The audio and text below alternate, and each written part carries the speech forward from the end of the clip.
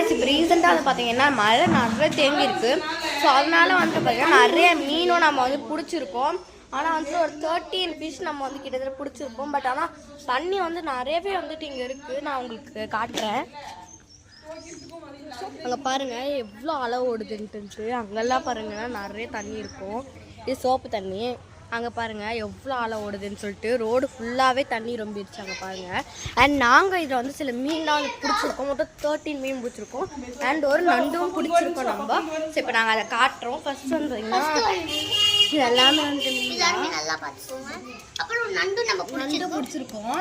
நண்டு மீன் வச்சுருக்கோம்னா அதை சாப்பிடவே இல்லை. இன்னொரு மீனை சாப்பிட்டுச்சு ஒரு மீனை. அண்ட் இது எல்லாமே நாங்கள் சும்மா செட் பண்ணி வச்சிருக்கோம். அண்ட் இதில் வந்து ரொம்ப பெரிய மீனே வந்துட்டு இதுதான். இதை பாருங்க எவ்வளோ பெருசாக ஓடுதுன்னு சொல்லிட்டு. அப்படி பிடிச்ச வாடா பாருங்க இவங்க அதை என்னைக்கோ சாக அடிச்சிருவாங்கன்னு நினைக்கிறேன். பாருங்களேன் அது பிடிக்கிறாங்க. பாருங்க பெரிய மீன், குட்டி மீன் தான் மாட்டிக்கிச்சு பெரிய மீன்.